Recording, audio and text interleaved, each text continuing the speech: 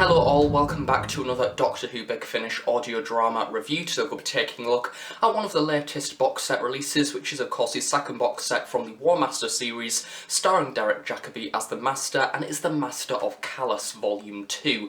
Now this box set is one of which that I've been anticipating for such a long time, literally since I first heard that they were going to be extending the War Master series. First of all, I was incredibly happy, but second of all, I was really excited to in fact listen to the next instalment, because I kind of felt like they couldn't possibly top the previous box set, which was of course Only the Good, which I did review around this time last year.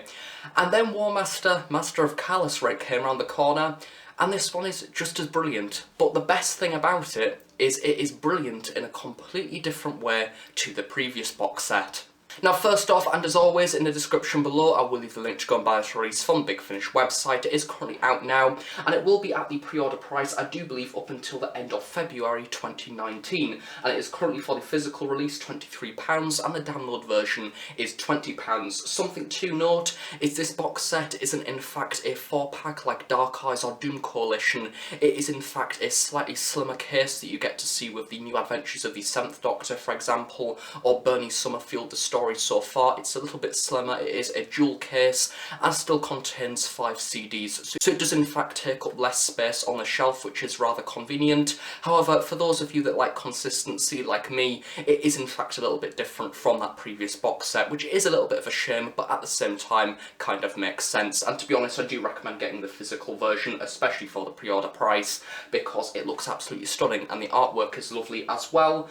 And I do believe that when it goes up to the normal recommended retail, when it's available on Amazon and other retailers, it will in fact be around £30 or £35, which I do also think is a very good price for this box set, because to be quite honest, I think this box set could be an award-winning one. I have a very good feeling about it, and the previous one did of course win an award as well, so if anything we've got massive high hopes, and this box set certainly delivered.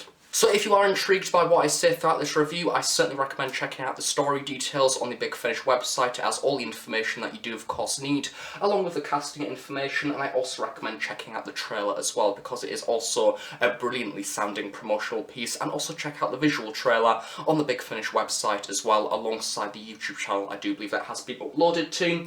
So this box set is in fact a slightly different format from the previous one. For those of you that have seen the previous review, first of all, if you haven't, go and check it out, because it is a brilliant box set, as I say, and I definitely recommend buying it. This box set is in fact slightly different because it is going down the more ravenous kind of approach, where it is essentially one big massive story that is split up into 4 separate adventures. However, this one is pretty much one big giant saga. It is a little bit like Unit the New series in that respect. So the first episode is in fact entitled Call for the Dead, written by James Goss. Episode 2 is The Glittering Prize, also written by James Goss. Episode 3 is The Persistence of Dreams, written by Guy Adams. And then the final episode of the box set, episode 4, is Sins of the Father, also written by Guy Adams. So we only have 2 writers for this release. As per usual, much like the previous box set, this box set is in fact directed by Scott Handcock, and he does an absolutely brilliant job. It is also produced by him as well. The script editor is Nicholas Briggs, and the executive producers, as always, are Jason Haig-Ellery and Nicholas Briggs once again. And I think that much like the previous box set, this one is incredibly cinematic, and it almost makes me proud to be a Big Finish fan, because when Big Finish hit good, they hit brilliantly, and this is one of those box sets that honestly I'm going to actually struggle to find flaws with, which is a rarity. Normally in reviews I do in fact say what I like, but I also accompany that with the things that could be improved. But with this one, I genuinely struggled. It is almost flawless. So taking a look at the cast for this episode, of course starting off with the main antagonist himself, it is Derek Jacobi as the War Master, and I can just compliment him. Honestly, he is probably one of my favourite masters of all time. He is very much on the road to becoming my favourite master, even replacing Alex McQueen. I think there's just something about the Derek Jacobi master that is incredibly warm. You like him, he's like a grandfather figure, but at the same time, when you turn your back, he will of course betray you. He is incredibly evil, but also at the same time he has those traits that the master normally does have. He's incredibly persuasive, he can use his mind powers, and he's just an absolutely perfect villain. And much like how I said in the original review of War Master Only only the good that I'm going to reiterate this time round. It is a missed opportunity. It's probably one of the biggest mistakes the new series ever made to only give Derek Jacobi that one actual episode with Utopia and then getting John Sim after, because Derek Jacobi had so much to offer. I'm so happy that Big Finish have in fact granted those adventures, because it has certainly paid off. And so far, every single box set that he has been in, from Unit Cyber Reality to Gallifrey, the Time War series Volume 1, he has been stunning. I think that Derek Jacobi this time round is a really intriguing character, because in the first episode you don't really see him. He is in fact absent for the majority of the running time. However, he still has a presence over the story and a power over all the characters you in fact meet, and he has a presence which is certainly something that I can reference to for the entirety of this set. And of course the series finale especially actually shows a very cold and dark side to this master, with some wonderful torture scenes, and then at the very end of course he does win in a way that you don't really expect, which is once again something that I love. Moving on to the other members of the cast for this series, which are in fact rather important members of the cast. We have a lovely knit community of cast members this box set round. We have Silas Carlson as the Ood, who once again I absolutely adored him. The previous box set that I listened to with him in would have been Jenny the Doctor's Daughter. The spin-off, there was one episode of the Ood in that time round, and he was really fun and entertaining. This box set offers even more Ood, so it's great. Once again, I would love to see the Ood back in the actual TV show itself. They are a very intriguing character, a great slave race and a brilliant concept, and I love the idea that in this story you have that idea of the mental powers and the hive mind, and that is something very much that the Master can utilise throughout this box set.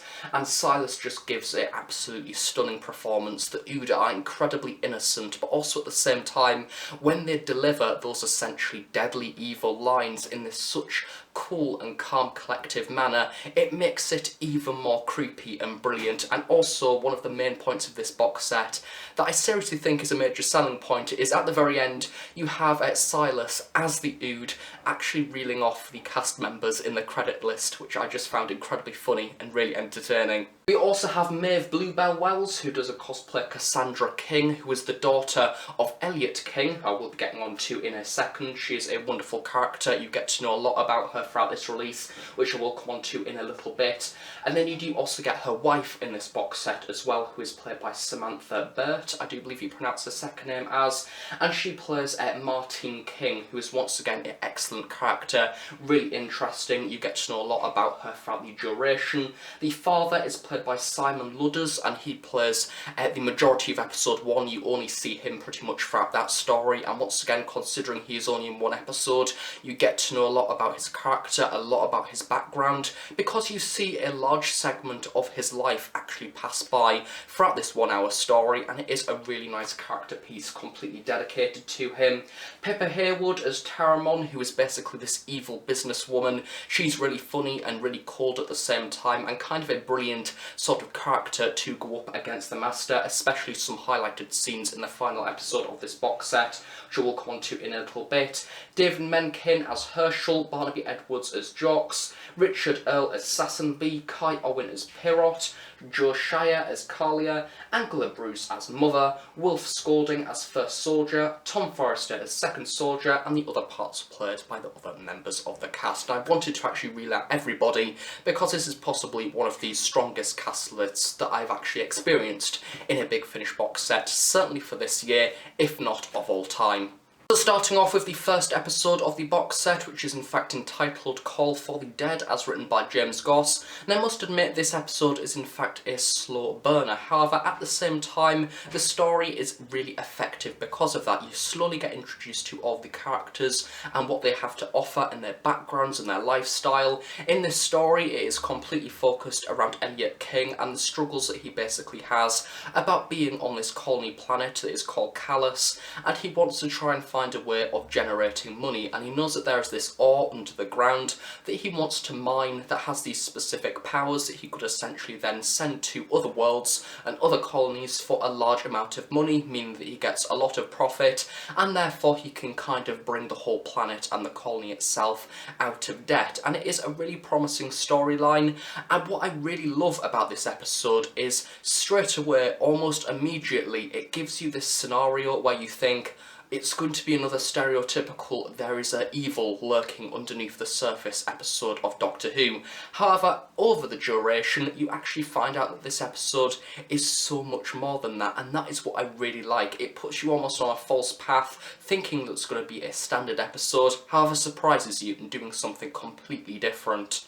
It is also lovely to see the Ood actually being used as a little bit of a slave race, because that does in fact return to what we originally seen the Ood as in the Satan Pit and the Impossible Planet, which, as a little bit of a side note, is possibly some of my favourite episodes from the new series of Doctor Who. I really did enjoy it. I think that Series 2 as a whole is a rather strong series, however those two episodes in particular, as that story itself is incredibly strong, and I think the Ood have a lot of potential, and it is great to see them returning to that slave route in this episode. You see them actually using the mine, and you also see the Ood actually being almost took over by what we believe is the force under the ground. However, I think that it is very obvious to the listener that that evil isn't what's under the ground. It is of course the Master, that we do find out in later episodes have a little bit of involvement with the Ood themselves, because they are essentially so easy to hypnotise due to them being a rather mental hive mind race. Terramon also has some really nice moments throughout this story. You essentially see a businesswoman that doesn't particularly care about the emotions of the people that she in fact looks after on this planet, but she instead just cares about herself and what she wants to take from people, and basically the tax and the fines that she wants to implant in people's lives in order to get even more money. And you see Elliot King actually come under a lot of stress in this episode, because at the same time of Elliot wanting to mine the minerals within the actual mine itself, he is having tax after fine after tax being imposed on him, making life incredibly difficult. And you have the Ood at the same time tracking people down on the planet, giving them phone calls by one particular Ood that is in fact carrying with him a little antique phone, which is once again rather unusual and different. However, that in fact delivers some rather chilling scenes throughout the story that the Master has a lot of involvement in. Which, speaking of the Master in this actual story, some of you may in fact be rather surprised to find out, considering that this is a series dedicated to the War Master. He is basically in this story for a grand total of about 5 minutes. He is in completely phone call format. That is the only way that you actually see Derek Jacobi perform as the Master throughout this episode, meaning that there is very little of him. However, what you do see of him is in fact incredibly dark and persuasive, and you essentially see him taking over the minds of the different people on this colony planet and driving them to basically kill themselves. And there is a moment in this episode that I'm not going to reference. However, it is possibly one of the darkest moments that I've in fact listened to in a Big Finish audio drama for a very long time, and for that reason I absolutely love it. And if you like the original box set, then I think I'm going to go out on a whim and say you will certainly enjoy this one.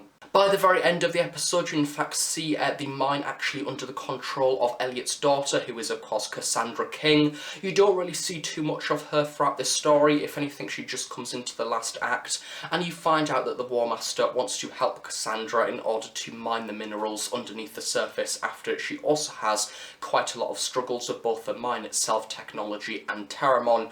And you do originally think that maybe that part of the plot is in fact underdeveloped. However, you then lead on to episode 2, which is in fact titled The Glittering Prize, also written by James Goss, and this basically continues on that adventure with Cassandra King. However, this time round, the War Master has more of a prominence throughout this episode, and you see the two wives actually coming together, and they basically mirror the parallels of what the father did in the previous story. However, you see the Master and the way that he's almost formed an alliance with Cassandra and her wife Martine in order to give them technology, in order to use the mine. The Ood are now mining the actual mine itself, and they are not being affected by the minerals up until a certain point in the actual story. And you see the Master becoming almost friends with the people on this planet, which is once again something that we did in fact see in the previous box set. In the second episode of Series 1, you had the Master actually posing as the Doctor, and then also you had him in the Skymen actually taking a rather innocent kind of elderly figure and not really getting involved in the actual story. And for those of you that have seen the Only the Good review, you will in fact know that I absolutely adored the Skymen, and it is possibly one of my favourite stories that Big Finish have ever in fact produced. And it is no surprise that with this box set you have James Goss once again returning to in fact include some of those rather feature components and elements throughout the narrative of these two episodes as well. I think that it would be fair to say that episode 2 is possibly my least favourite of this box set. It does in fact not have as much impact as the other episodes. I love the way that you had almost the haunting of the Ood with the phone call in episode 1, and then you have the rather unique episode 3, which I will be getting onto in a second, and then episode 4 is that big climax. So episode 2 doesn't really have too much going for it, but that said, all of the other 3 episodes are of such of a high quality. I think that calling this episode my least favourite of the box set isn't really much of a negative, because the other episodes are in fact incredibly good to compare to. Then leads on to episode 3, as written by Guy Adams. And The Persistence of Dreams is one of those episodes that I absolutely love Big Finish for, because it has both Guy Adams and Big Finish written all over it. It is unique, it is baffling, it is twisted, it is dark, it's a gothic horror. It's almost like you are on an illegal drug whilst listening to this episode. That is one of the only ways I can actually kind of explain my experience whilst listening to this episode. It baffles me, it is different, and I think that if you are intrigued by experimental Doctor Who stories, then this one is very much for you. It is almost Alice in Wonderland, but an almost darker version of that, implanted into the Doctor Who universe. In the behind the scenes, it was in fact referenced. Both Guy Adams and James Goss were influenced from a book called Nostromo, which I've never in fact read. I've heard a few things about it from the actual behind the scenes itself, but I don't know the actual context, other than there is a moment where one of the characters is in fact put into this dreamscape, and the only way that I can kind of explain this story is lots of very small sequences put together in order to make one baffling big narrative. You have a moment where Martine is in fact completely in a room alone with an Ood, and they end up spooning in a bed. Then you have Martine meeting her dead mother, who is in fact posing as a tree that is growing fruit, and then you have her mother in a kitchen cooking an Ood alive, and the meat itself is actually talking, saying, "I only want to serve to make you happy." Then you have Jacobi, who is living in a food machine, and Martine in fact ends up living inside the food machine as well, and has to escape because the Master, who is playing this rather northern figure, who is also sounding a little bit homeless and run down, is trying to essentially chase after her and eat her. And yes, if you are confused and baffled, and that is exactly what this episode is about. It's just a load of baffling scenes put together that makes for a really entertaining listen. And to be honest, I would go as far to say that listen that you have for the first ever time, your first experience of this story, will be one of which that you do in fact remember, because on the second listen you kind of know what to expect. And I think that with the first listen it is completely unpredictable. You think that one scene is weird, and then you go to the cooking of the Ood meat scene, and then you go to the fruit scene of growing on a tree, and it's just a mind explosion of lots of brilliant moments, and Guy Adams does an excellent job. I also want to actually credit directing from Scott Hancock as well as the production value behind it. It's probably one of the best sound design stories that I've heard in a while as well, because it has so many different uses in there, as well as the music to reflect the different atmospheres that you go to. It is wild, and I will be incredibly intrigued to see how this episode would in fact be recreated in the visual format. But that said, I think they would have a little bit of trouble actually recreating it in the visual format. It'll probably go down as one of my favourite singular episodes of this year, and considering it's only 47 minutes long, I do believe it's probably one of the shortest episodes of this box set.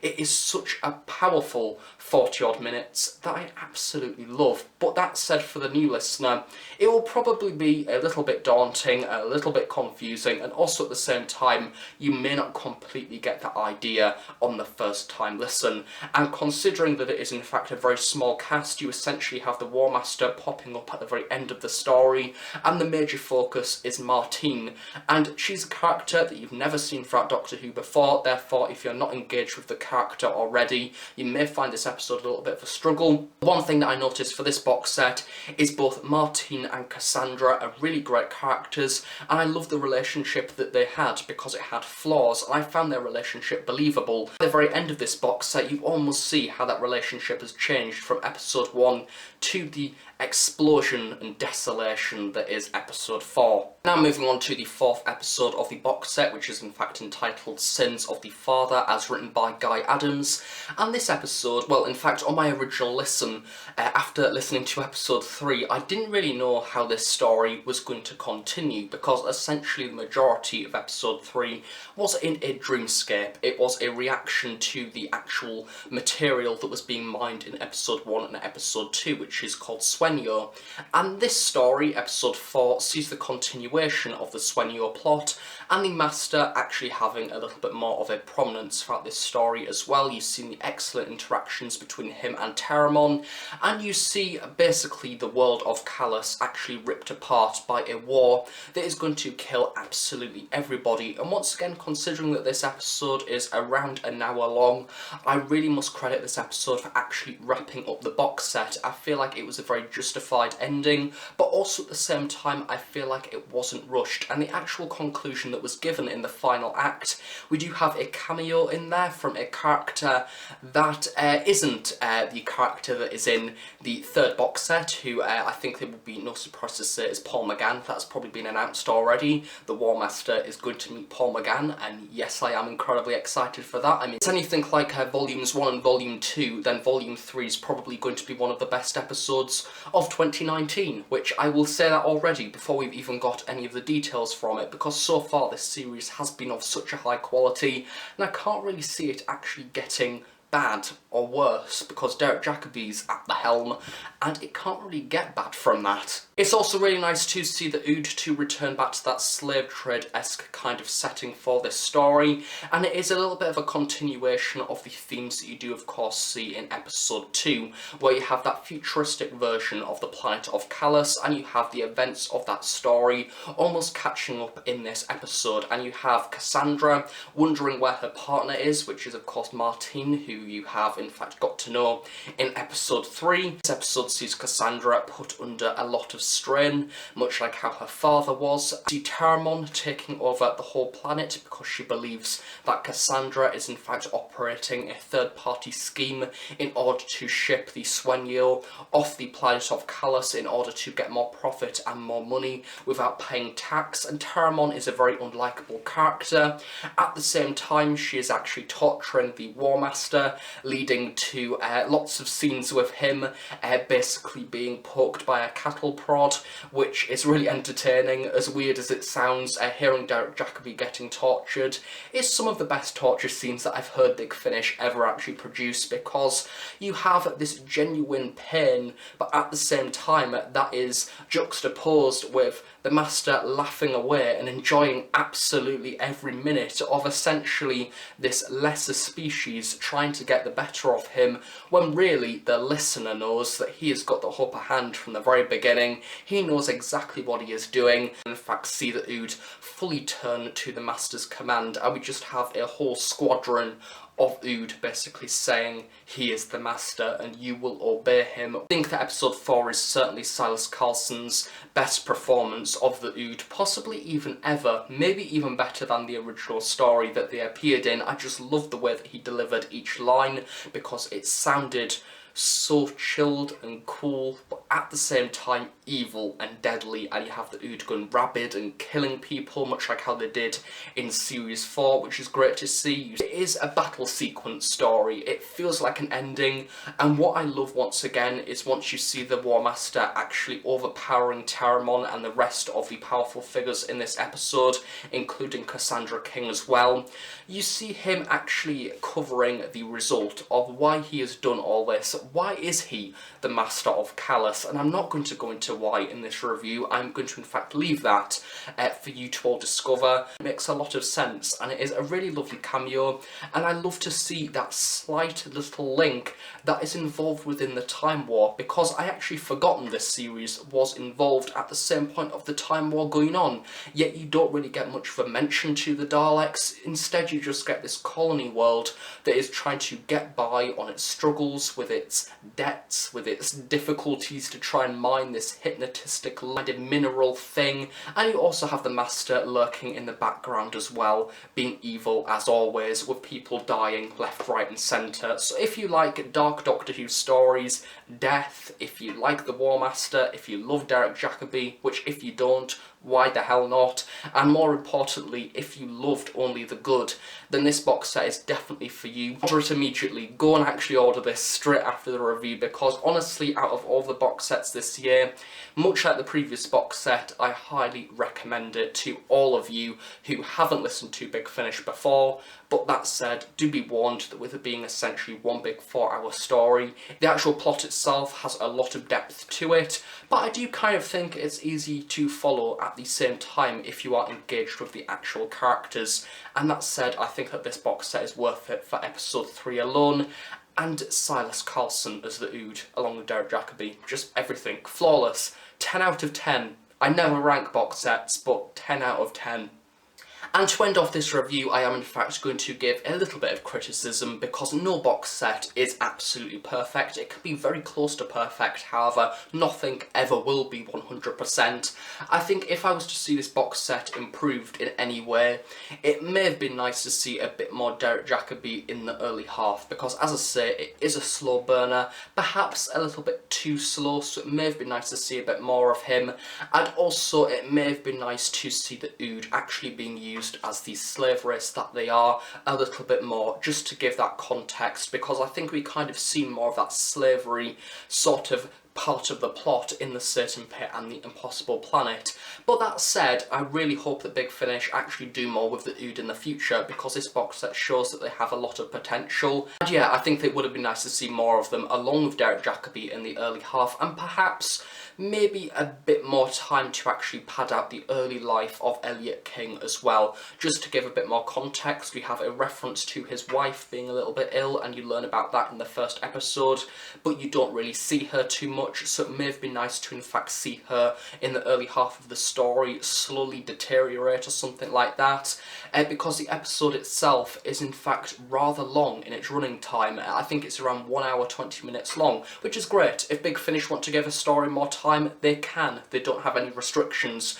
which leads to the stories being of such a high quality. You don't have any key moments actually being cut out, but I do think that maybe some scenes could have been trimmed a little bit and other scenes could have been added in, as I said, just to give Elliot and his family a little bit more context in the earlier life. But other than that, as I say, and as you probably gathered throughout this review, an incredibly positive box set indeed. That is that for this review. I hope you have enjoyed it. If you have any questions about this release or the original box set being only the good, then please do leave them in the description below and I will reply to them at some point in the near future.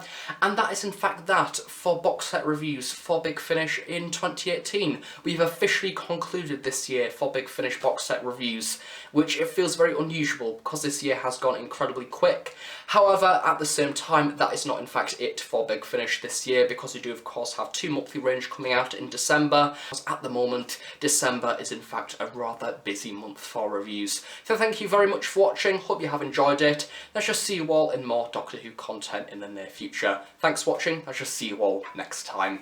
Bye for now. You have been listening to The War Master, the Master of Callous,